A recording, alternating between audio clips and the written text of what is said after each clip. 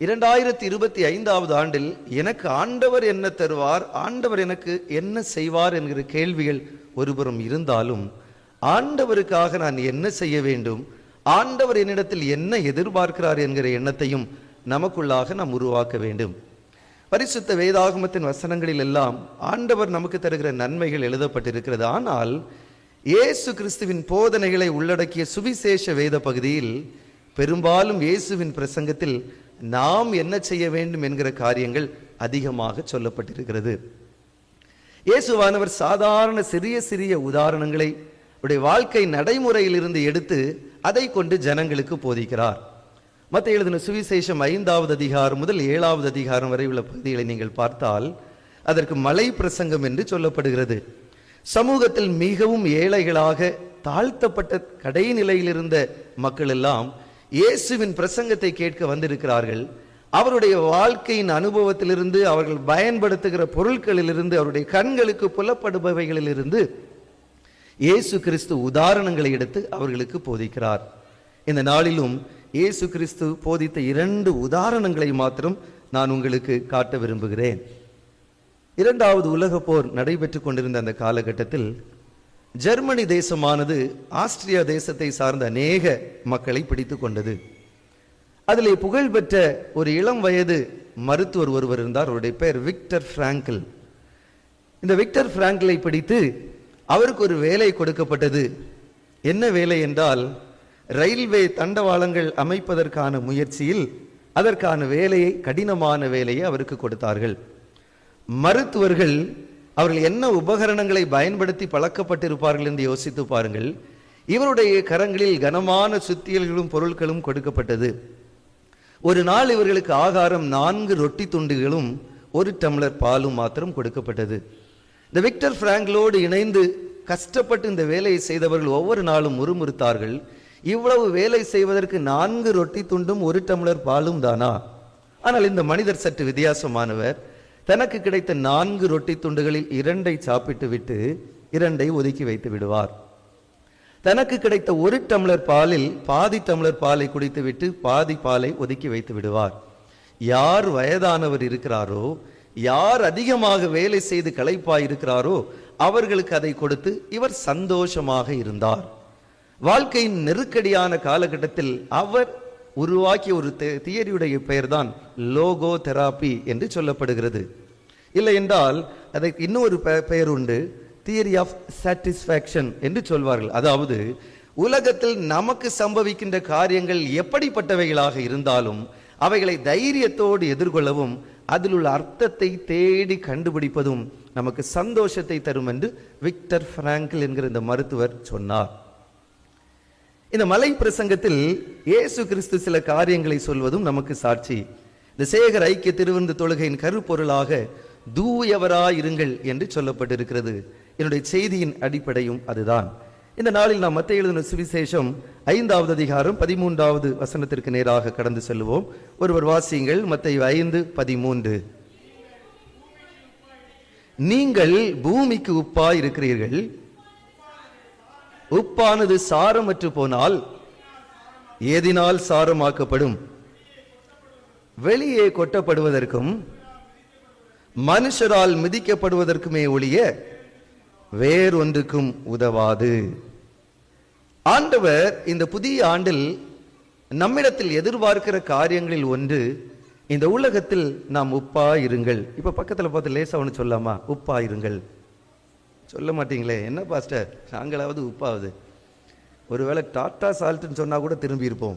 வெறும் உப்புனா நாங்கள் திரும்பவே மாட்டோம். ஆண்டவர் இயேசு கிறிஸ்து யதார்த்தமாக அங்கிருந்த கூடி வந்திருந்த மக்களை பார்த்து சொல்லுகிறார், இந்த பூமியில் நீங்கள் உப்பா இருங்கள் என்று ஆண்டவர் சொல்லுகிறார். ஒரு வார்த்தை, நான் உங்களுக்கு ஒரு கிரேக்க வார்த்தை உங்களுக்கு சொல்லுகிறேன்.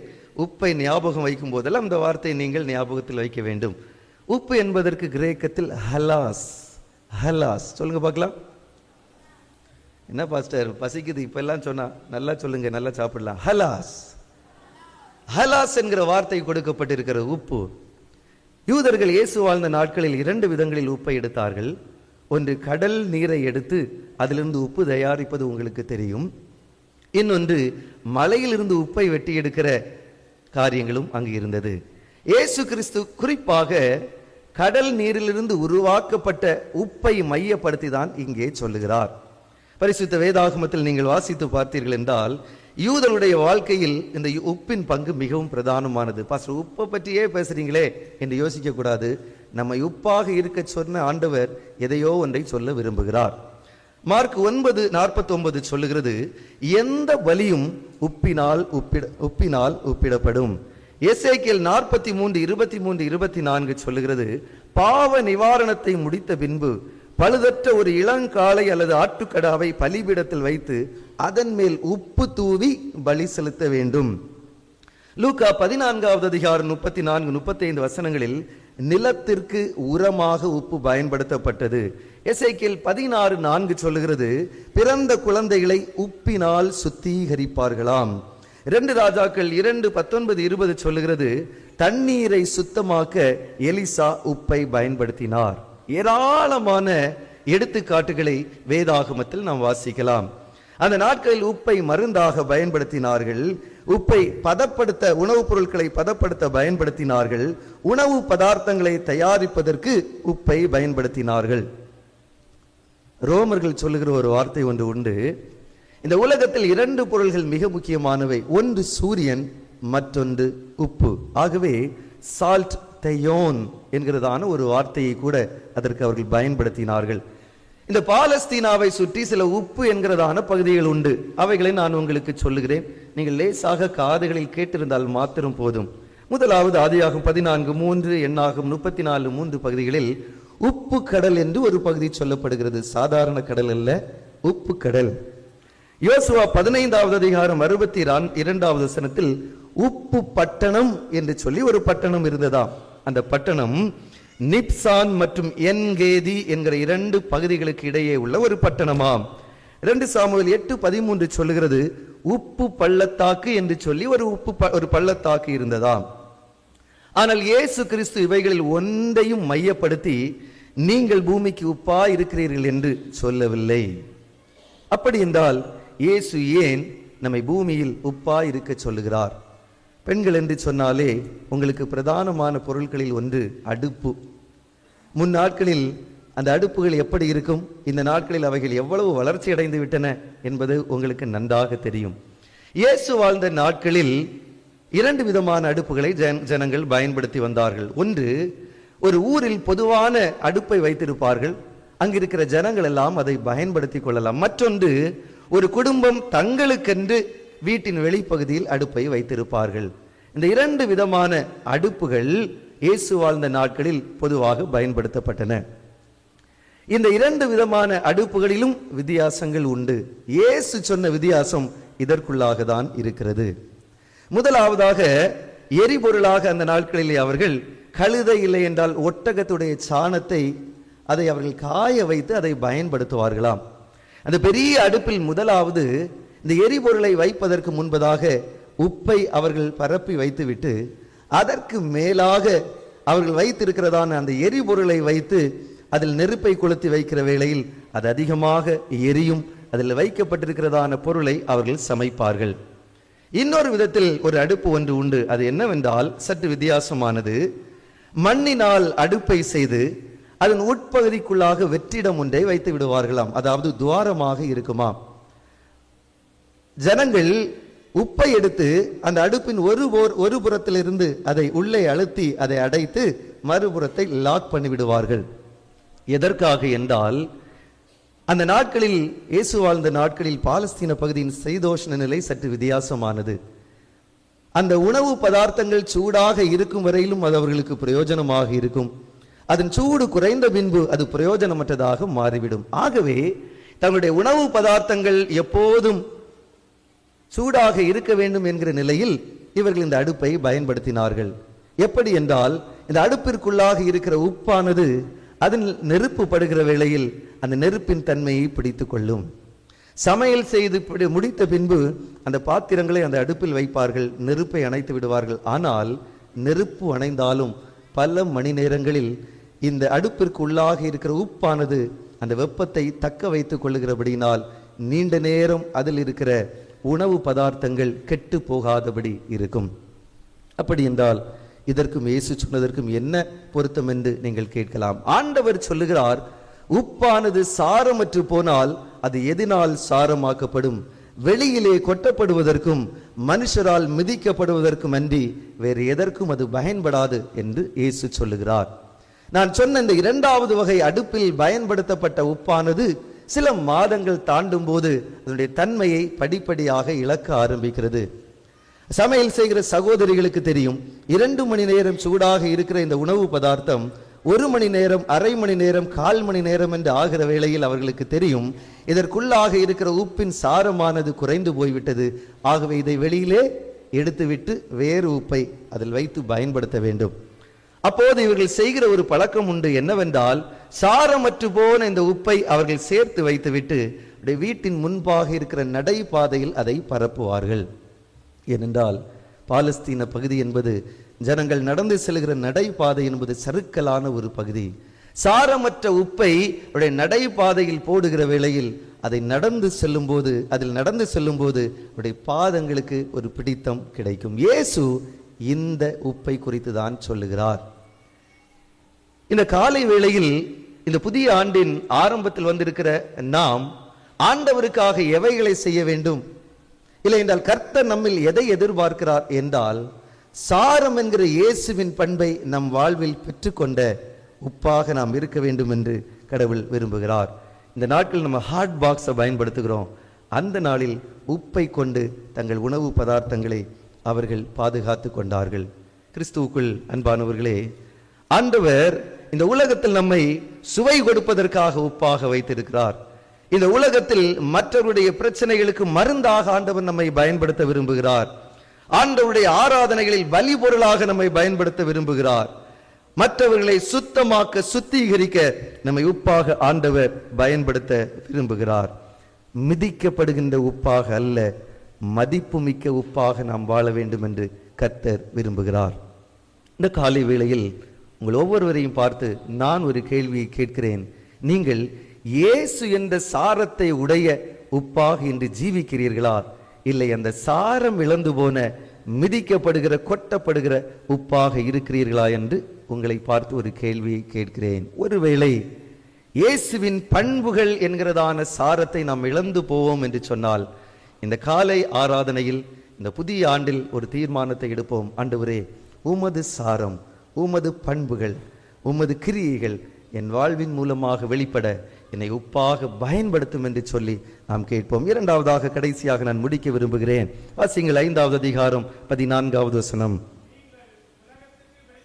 நீங்கள் உலகத்திற்கு வெளிச்சமாய் இருக்கிறீர்கள், மலையின் மேல் இருக்கிற பட்டணம் மறைந்திருக்க மாட்டாது. இப்ப பக்கத்தில் இருக்கவங்களை பார்த்து அவருடைய கைகளை பிடித்து குலுக்கி சொல்லுங்க, நீங்கள் உலகத்திற்கு வெளிச்சமாய் இருக்கிறீர்கள். சொல்லுங்க பார்க்கலாம்.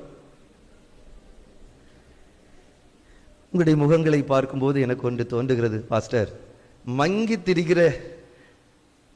எரிகிற, அணைந்து போகிற விளக்கை போல இருக்கிற எங்களை பார்த்து உலகத்துக்கு வெளிச்சம்னா நடக்குமா? ஆண்டவர் நம்மை பார்த்து தான் சொல்லுகிறார், நீங்கள் உலகத்திற்கு வெளிச்சமாய் இருக்கிறீர்கள். பொதுவாகவே வெளிச்சம் என்றால் நம்ம எல்லாருக்கும் பிடிக்கும். இந்த ஆராதனையில் இந்த இடத்தில் வரும்போது நானும் அதை தான் பார்த்தேன். நான் பணிபுரிகிற சபையில் சமீபத்தில் தான் இந்த ஆலயத்தை நாங்கள் அர்ப்பணம் செய்தோம். அதற்கு முன்பாய் பல முறை நான் இந்த திருச்சபையில் வந்திருக்கிறேன். ஆல்டரை பார்த்திருக்கிறேன், மின்விசிறியை பார்த்திருக்கிறேன், மைக், சவுண்ட் சிஸ்டம் எல்லாம் பார்த்துவிட்டு நான் அடிக்கடி செல்வது வழக்கம். ஆகவே இதில் உள்ள சில காரியங்கள் எனக்கு வேண்டும் என்று நான் விரும்பியதும் உண்டு. இந்த இடத்திற்குள்ளாக வரும்போது ஒரு வித்தியாசமான ஒரு வெளிச்சத்தை தேடி உலகம் சென்று கொண்டே இருக்கிறது. அதுதான் உண்மை. சாதாரணமாக நீங்கள் பாருங்கள், மரம், செடி, கொடிகளை நீங்கள் எவ்வளவு ஒளித்து வைத்தாலும் எங்கே வெளிச்சம் வருகிறதோ அங்கே வளைந்து நெளிந்தாவது அதை பார்ப்பதற்கு, தன் முகத்தை காட்டுவதற்கு மரங்களும் செடி கொடிகளும் ஆயத்தமாக இருக்கின்றன. வீடுகளில் 6 மணி ஆகிற வேளையில் வெளிச்சம், உங்களுடைய விளக்குகளை போட்டுவிட்டு நீங்களுடைய ஜன்னல்களை திறந்து பாருங்கள், நீங்கள் அலையா விருந்தாளியாக அநேக சிறிய சிறிய பூச்சிகள் வெளிச்சத்தை தேடி உங்கள் வீட்டில் வந்துவிடும். மனிதர்களாகிய நாம் வீடுகளை கட்டும்போது, ஆலயத்தை கட்டும்போது, தொழிற்கூடங்களை கட்டும்போது பிரதானமாக சொல்லுகிற வார்த்தை வெளிச்சமாய் இருக்க வேண்டும். அப்படித்தானே? ஆண்டவர் நம்மை பார்த்து சொல்லுகிறார், இந்த உலகத்திற்கு நீங்கள் வெளிச்சமாய் இருக்கிறீர்கள். சாதாரணமாக இது நீங்கள் எண்ணிவிடக் கூடாது. ஆண்டவருடைய படைப்புகளில் முதலாவது படைப்பு என்ன? ஜூனியர் கோயர் சொல்லுவாங்க. இப்போ ஆண்டவருடைய படைப்புகளில் முதல் படைப்பு என்ன? என்ன? ஆமா, ஒரு சின்ன பிள்ளை சொல்லுது நான். இப்ப சீனியர் கோயரை பார்த்து கேட்கிறேன், ஆண்டவருடைய படைப்பில் முதல் படைப்பு என்ன? என்ன? என்னங்க நல்லா பாடுனீங்க, இப்ப தலை குனிஞ்சா இப்படி? இப்ப அம்மா மாதிரி சொல்லுங்க, என்ன? அதனாலதான் நீங்க வெளிச்சமா இருக்கீங்க சிரிச்சிட்டு. பரிசுத்த வேதாகமத்தில் வாசிக்கிறோம், வெளிச்சத்தை ஆண்டவர் உருவாக்கினார். படைப்புகளில் பிரதானமான படைப்பாக வெளிச்சம் முக்கியத்துவம் பெறுகிறது. ஆதியாகமம் 1:3. யோவான் 9:5 சொல்லுகிறது, இயேசு தன்னை குறித்து சொல்லுகிற வேளையில் நானே உலகத்தின் ஒளி என்று சொல்லுகிறார். பாருங்கள், முதல் படைப்பு வெளிச்சம். இயேசு சொல்லுகிறார் நானே ஒளி. அதே இயேசு மத்தேயு 5:14 சொல்லுகிறார், நீங்கள் உலகத்திற்கு வெளிச்சமாய் ஒளியாய் இருங்கள். பாருங்கள், மிகவும் பிரதானமானது. பரிசுத்த வேதாகமத்தின் ஒவ்வொரு வசனங்களையும் மிக கவனமாக நாம் வாசிக்க வேண்டும். முதலாவது வெளிச்சம், இயேசு தன்னை குறித்த வெளிச்சம். நம்மை பார்த்த ஆண்டவர் சொல்லுகிறார், இந்த உலகத்திற்கு நீங்கள் வெளிச்சமாக இருக்கிறீர்கள், நான் உங்களை வெளிச்சமாக வைத்திருக்கிறேன். மத்தேயு 5:15 சொல்லுகிறது, விளக்கை கொளுத்தி மரக்காலால் மூடி வைக்காமல் விளக்கு தண்டின் மேல் வைப்பார்கள், அப்பொழுது அது வீட்டில் உள்ள யாவருக்கும் வெளிச்சம் கொடுக்குமாம். பொதுவாகவே பாலஸ்தீன வீடுகள் சிறிய வீடுகளாக இருக்கும். இயேசு வாழ்ந்த நாட்களில் ஒரே ஒரு குறுகிய வாசல் இருக்கும், அதிகமாக ஜன்னல்கள் இருக்காது. ஒரு வீட்டில் எப்போதும் அணையாதபடி விளக்கு வைக்கப்பட்டிருக்கும். விளக்கிற்கு எண்ணெயாக ஒலிவ எண்ணெயை அவர்கள் பயன்படுத்துவார்கள். அவருடைய வீடுகளில் பிரதானமாக இந்த 3 பொருட்கள் உண்டு: விளக்கு, விளக்கு தண்டு, மற்றொன்று மரக்கால் என்று ஒன்று சொல்லப்பட்டிருக்கிறது. இங்கே சொல்லப்பட்டிருக்கிற மரக்கால் என்பது தானியங்களை அளக்கிறதான ஒரு அளவுகோல். முன்னாடி எல்லாம் நம்ம ஊர்ல ஒரு பாசையில சொல்லுவோம், என்ன சொல்லுவோம், அத என்ன? நாளி. வெரி குட், நாளி என்று சொல்லுவோமே. மரக்கால். மரக்கால், விளக்கு தண்டு, விளக்கு, எண்ணெய் அவருடைய வீடுகளில் பிரதானமானது. வீட்டில் ஜனங்கள் இருக்கும்போது விளக்கு தண்டின் மேல் வைத்து அந்த விளக்கை கொளுத்தி வைத்து தங்கள் காரியங்களை செய்வார்கள். வீட்டை விட்டு வெளியே போகும்போது அதை அணைந்து விடாமல் இருக்கும்படியாக மரக்காலை வைத்து அதை மூடிவிட்டு அவர்கள் செல்வது வழக்கம், அணையாத விளக்கிற்காக. ஆண்டவர் சொல்லுகிறார், இந்த உலகத்தில் வாழுகிற நீங்கள் விளக்கு தண்டாகிய என் மேல் அமர்ந்து பிரகாசித்து மற்றவர்களுக்கு ஒளி கொடுக்க வேண்டுமே தவிர ஒளியை மறைக்கிற மரக்காலுக்குள்ளாக அமர்ந்து உங்கள் வாழ்க்கையை நீங்கள் முடித்துவிடக் கூடாது என்று கர்த்தர் விரும்புகிறார். இப்போது உங்களுக்கு மறுபடியும் ஒரு வார்த்தை நான் உங்களுக்கு சொல்லுகிறேன். உப்பு என்பதற்கு கிரேக்கத்தில் என்ன வார்த்தை? ஹலாஸ்.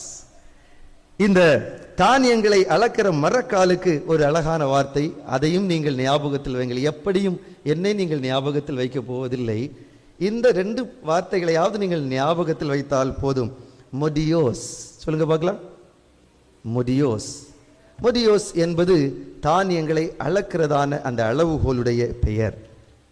கிறிஸ்துவுக்குள் அன்பானவர்களே, விளக்காகிய நம்மில் கிறிஸ்து என்கிற வெளிச்சம் பிரகாசிக்கும் போது அது அனைவருக்கும் வெளிச்சத்தை கொடுக்கும், அது பலனை கொடுக்கும் என்பதை ஆண்டவர் இயேசு கிறிஸ்து இந்த பகுதியிலே சொல்லுகிறார்.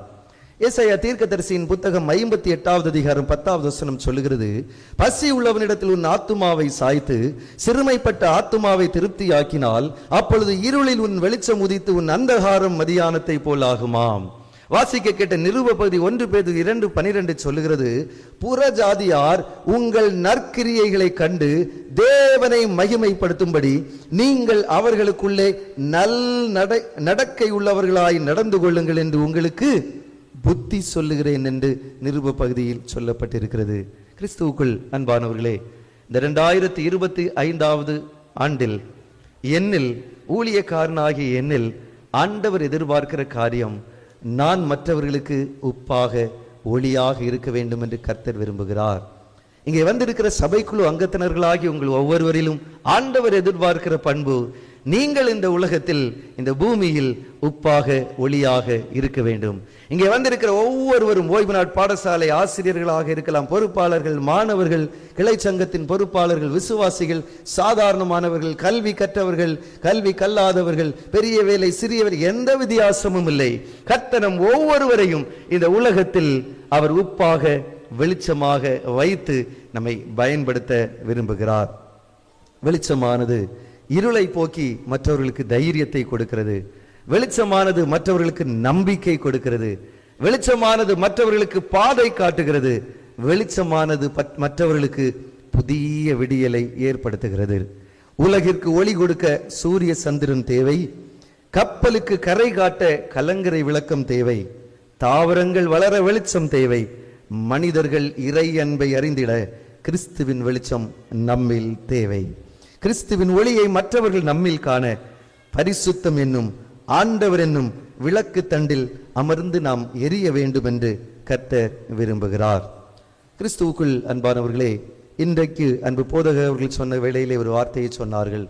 உலகம் மோசமாக சென்று கொண்டிருக்கிறது. அது அப்படிதான் செல்லும். என்றைக்கு உலகம் நன்றாக சென்றது. ஆனால் விக்டர் பிராங்கிள் சொன்னார், இந்த மோசமான உலகத்தில் உன் வாழ்க்கையின் அர்த்தத்தை நீ தேடிக்கொண்டே இரு, நீ கண்டுபிடித்து விடுவாய். அதில் உனக்கென்று ஒரு போதும் என்கிற பண்பு, ஒரு திருப்தி ஒரு நாள் வரும்.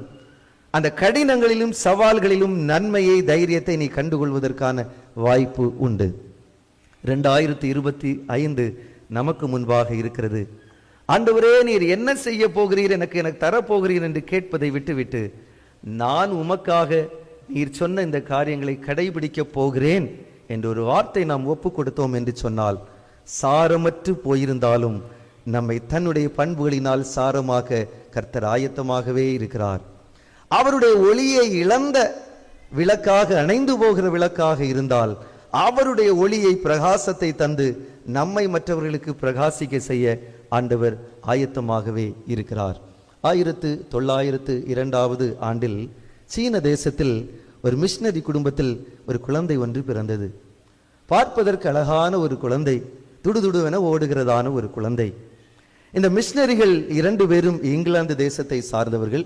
சீனாவில் கடினமாக அவர்கள் ஊழியம் செய்து கொண்டே இருக்கிறார்கள். இந்த 2வது குழந்தையை தங்களால் பராமரிக்க முடியாது என்று இங்கிலாந்து தேசத்தில் தன்னுடைய உறவினருடைய கரங்களிலே இந்த பிள்ளையை ஒப்பு கொடுத்தார்கள். இந்த பிள்ளை தன் தாய் தகப்பனுடைய முகத்தை பாராமலே வளர்ந்தது. ஏதோ பல ஆண்டுகளுக்கு ஒரு முறை அவருடைய பெற்றோர்கள் அங்கே விடுமுறைக்காக வருவார்கள். சில நாட்களை செலவிடுவார்கள். அதற்கு பின்பு அவர்கள் சென்று விடுவார்கள். இந்த 2 பிள்ளைகளில் 2வது மகன் மிக மிக துடுதுடுப்பானவன், வேகமாக செயல்படக்கூடியவன். விளையாட்டு துறையில் அவன் மிக சிறந்தவனாக காணப்பட்டான். அவனுடைய பள்ளியில், அவனுடைய கல்லூரியில் முதன்மையானவனாக இருந்தான். இங்கிலாந்து தேசம் இந்த சகோதரனை, 22 வயதான இந்த வாலிபனை, இங்கிலாந்து தேசத்தின் சார்பில் 1924 பாரிஸில் நடைபெற்றதான ஒலிம்பிக் போட்டியில் ஓட்டப்பந்தய வீரனாக தெரிவு செய்தது. இன்றைக்கு உலகத்தின் வேகமான மனிதர் என்றால் உசேன் போல்ட் என்று நாம் சொல்லுவோம். அந்த நாட்களில் குறிப்பிடப்பட்ட இந்த மனிதன் மீது ஒரு பெரிய எதிர்பார்ப்பு இருந்தது. இவன் மிக சிறந்த ஒரு விளையாட்டு வீரன், இவன் சாதிப்பான், இவன் ஜெயிப்பான். விளையாட்டு நடைபெறுகிறதான பாரிஸ் பகுதியிலே அவர்கள் வந்து சேர்ந்து விட்டார்கள். விளையாட்டிற்கான அட்டவணைகள் கொடுக்கப்பட்டிருக்கிறது. 100 மீட்டர் ஓட்டம் வருகிற ஞாயிற்றுக்கிழமை. என்னை கவனித்துக் கொள்ளுங்கள். உலகத்தில் உப்பாக வெளிச்சமாக எப்படி இருப்பது? 100 மீட்டர் ஓட்டம் ஞாயிற்றுக்கிழமை. இவன் சொன்னான், என் தாயும் தகப்பனும் மிஷனரியாக இருந்து எனக்கு சொல்லி தந்த வார்த்தை, ஓய்வு நாளை பரிசுத்தமாய் ஆசரிக்க நினைப்பாயாக, அந்த நாளை முழுமையாக தேவனுக்கென்று செலவிடுவாயாக என்று என் தாய் தகப்பன் சொன்னார்கள். ஆகவே 100 மீட்டர் ஓட்டத்தில் நான் கலந்து கொள்ள மாட்டேன். நம்முடைய உள்ளத்தில் நாம் சொல்லுகிறோம், ஒரு முட்டாளாக இருந்திருக்கிறான். அங்கே சென்று இயேசுதான் என்னை ஜெயிக்க வந்தால் வைத்தார் என்று விளையாட்டு முடிந்த பின்பு நாம் சொல்லி இருக்கலாமே என்றெல்லாம் உங்களுக்கு தோன்றும். இவையெல்லாம் சமாளிப்புகள். இவன் சொன்னான், ஓய்வு நாளை பரிசுத்தமாய் ஆசரிக்க, அந்த நாளை ஆண்டவருக்காக கொடுக்க என் தாய் தகப்பன் சொன்னபடினால் போட்டியில் கலந்து கொள்ள முடியாது. ஒட்டுமொத்த இங்கிலாந்து தேசமும் ஒரே வாலிபனுக்கு எதிராக திரண்டது. உன் மீது எவ்வளவு நம்பிக்கை, எவ்வளவு முயற்சி, உனக்காக என்னெல்லாம் செய்தோம் நாங்கள், நீ ஒரு போட்டியிலும் கலந்து கொள்ளக்கூடாது என்று அவனிடத்தில் ஆணையிட்டார்கள். ஆனால் இந்த வாலிபன், 22 வயதான வாலிபன், எந்த கவலையும் இன்றி சக நண்பர்களுக்கு உதவி செய்து கொண்டு நீங்கள் சாதிக்க வேண்டும் என்று சொல்லி ஆலோசித்து ஜெபித்து மிக சந்தோஷமாக திரிந்தான். மக்களுக்கு ஆச்சரியம். மறுபடியும் ஒரு செய்தி வந்தது, சகோதரா, உனக்கு மறுபடியும் ஒரு வாய்ப்பை தந்திருக்கிறார்கள். நீ 400 மீட்டர் மற்றும் 200 மீட்டர் ஓட்ட பந்தயத்தில் ஓட உனக்கு வாய்ப்பு கிடைத்திருக்கிறது. இந்த சகோதரனுக்கு மிகவும் சந்தோஷம். அவன் சொன்னான், ஒரு வாய்ப்பு போனால் மற்ற வாய்ப்பை கர்த்தர் எனக்கு உருவாக்குவார், நான் சாதிப்பேன். 1924 ஆண்டில் நடைபெற்ற அந்த ஒலிம்பிக் போட்டியில் 400 மீட்டர் ஓட்டப்பந்தயத்தில் தங்க பதக்கத்தையும் 200 மீட்டர் ஓட்டப்பந்தயத்தில் வெண்கல பதக்கத்தையும் அந்த நாட்களில் 1920 காலகட்டங்களில் ஒரு போட்டியில் இரண்டு பரிசுகளை ஒரே ஒலிம்பிக் போட்டியில் ஒரு மனிதன் பெறுவது சாதாரண காரியம் அல்ல. இந்த மிஷனரியுடைய பிள்ளை 22 வயதில் சாதித்து காட்டியது. அந்த பிள்ளை, அந்த சகோதரனுடைய பெயர் எரிக் லிடல். 22 வயதான எரிக் லிடல் இந்த 2 பதக்கங்களையும் கொண்டு இங்கிலாந்து தேசத்திற்கு செல்லுகிறார். அந்த இங்கிலாந்து தேசமே அவரை தூக்கி கொண்டாடியது. சொன்னார்கள், இன்னும் அடுத்த ஒலிம்பிக்கில் இதை காட்டிலும் நீ சாதனை செய்வாய். இதில் ஒரு காரியம் உண்டு, 400 மீட்டர் ஓட்டத்தில் உலக சாதனையும் அவர் படைத்திருந்தார். சொன்னார்கள், அடுத்த முறை நீதான் சாம்பியன், எல்லா ஓட்டத்திலும் நீதான் சாம்பியன். எரிக் லிடல் அந்த பதக்கங்களை ஒப்பு கொடுத்து விட்டு சொன்னார், இதை சாதிப்பதற்காக நான் வரவில்லை, நான் சீன தேசத்தில் என் தாய் தகப்பன் செய்த பணியை செய்ய விரும்புகிறேன், நான் மிஷனரியாக செல்ல விரும்புகிறேன். ஒட்டுமொத்த இங்கிலாந்து தேசம் மறுபடியும் இவரை பார்த்தது. வாழ தெரியாதவன், தேசத்திற்காக சாதிக்க தெரியாதவன். இவன் சொன்னான், இதை சாதிப்பதற்காக கர்த்தர் என்னை உருவாக்கவில்லை, என் தாயும் தகப்பனும் மரண போராட்டத்தில் இருக்கும்போது அவர்களுக்கு உதவி செய்ய நான் புறப்படுகிறேன் என்று லண்டன் மிஷன் சொசைட்டியின் மூலமாக 23 வயதில் சீன தேசத்திற்கு கடந்து சென்றான். நீங்கள் எல்லாம் ஒலிம்பிக் போட்டியை பார்க்கிறவர்கள். ஒரு காலத்தில் பதக்கப்பட்டியலில் அமெரிக்கா முதலிடத்தில் இருக்கும், மற்ற தேசங்கள் எங்கோ இருக்கும். ஆனால் இன்று சீன தேசம் அமெரிக்காவுக்கு இணையாக அதே உயரத்தில் இருக்கிறது. காரணம் என்ன தெரியுமா? சீனர்களை பார்க்கும்போது சிறிதாக இருக்கிறார்கள், உடலில் பெரிய பலன் ஒன்றுமில்லை, சிறிய மூக்கு, சிறிய கண்கள், சிறிய தோற்றம்.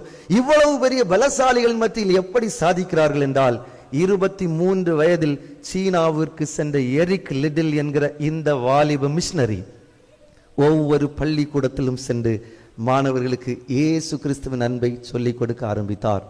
அந்த பள்ளிக்கூடத்தில் சிறந்து விளங்குகிற ஒவ்வொரு விளையாட்டு வீரர்களையும் தெரிந்தெடுத்து அவர்களுக்கு பூட்ஸ் வாங்கி கொடுத்து, அவர்களுக்கு உணவு வாங்கி கொடுத்து, தன்னுடைய மிஷன் கேம்பஸில் அவர்களை தங்க வைத்து அவர்களை விளையாட்டு வீரர்களாக மாற்றினார். இன்று எரிக் லிடிலை உலகம் மறந்திருக்கலாம், சீன தேசம் மறக்கவில்லை.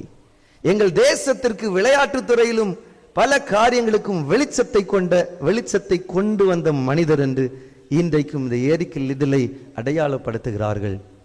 ஆண்டவருடைய பிள்ளைகளே, இந்த எரிக் லிடில் உப்பாக தானே இருந்தார், இந்த எரிக் லிடில் வெளிச்சமாகத்தானே இருந்தார். அவருடைய மனைவி கருவுற்றிருந்த நாட்களில் இவரை பிடித்து சிறைச்சாலையில் அடைத்தார்கள். 6 மாத கர்ப்பிணியை தன்னுடைய சொந்த ஊருக்கு அனுப்பினார். அவருக்கு ஒரு பெண் குழந்தை பிறந்தது. அந்த குழந்தையை கடைசி வரையிலும் அவர் பார்க்கவில்லை. 45 வயதில் சுகாதாரமற்ற மக்கள் மத்தியில் ஊழியம் செய்த இந்த எரிக் லிடில், மிக திடகாத்திரமான பலசாலியாக இருந்த இந்த எரிக் லிடில் இந்த ஜனங்களுக்கு உப்பாக செயல்பட்டு தன்னை தியாகமாக கொடுத்து அவர் மரித்து போனார் 43 வயதில். 2025 ஆண்டில் எனக்கு அது கிடைச்சிருமா, இது கிடைச்சிருமா, அது கிடைக்குமா, ப்ரமோஷன் கிடைக்குமா, அது கிடைக்குமா? ஆண்டவருடைய பிள்ளைகளே, இயேசு சொல்லுகிறார், நீங்கள் இந்த உலகத்திற்கு உப்பு, நீங்கள் இந்த உலகத்திற்கு, இந்த பூமிக்கு, இந்த உலகத்திற்கு வெளிச்சம். அந்த சாரத்தை நான் உனக்கு தருகிறேன், அந்த வெளிச்சத்தை நான் உனக்கு தருகிறேன், அதை இந்த உலகத்தில் நீ பயன்படுத்து என்று ஆண்டவர் சொல்லுகிறார். பரிசுத்த வேதாகமத்தின் ஒரே வசனத்தை வாசித்து எனக்கு அதிகமாக நேரத்தை நான் எடுத்துக்கொண்டேன், என்னை பொறுத்துக் கொள்ளுங்கள். மத்தேயு 5:16, இவ்விதமாய் மனுஷர் உங்கள் நற்கிரியைகளை கண்டு பரலோகத்தில் இருக்கிற உங்கள் பிதாவை மகிமைப்படுத்தும்படி உங்கள் வெளிச்சம் அவர்களுக்கு முன்பாக பிரகாசிக்க கடவது. காஞ்சிரோடு சேகரமே, ஆண்டவர் அவருடைய நாமம் உங்கள் மூலமாய் மகிமை அடைய வேண்டும் என்றால் உங்கள் நற்கிரியைகளினால் ஆண்டவரை மகிமைப்படுத்துங்கள். பரலோகத்திற்கென்று ஜனங்களை கூட்டி சேர்ப்பதற்கு யாரும் மதமாற்றம் செய்ய வேண்டாம்.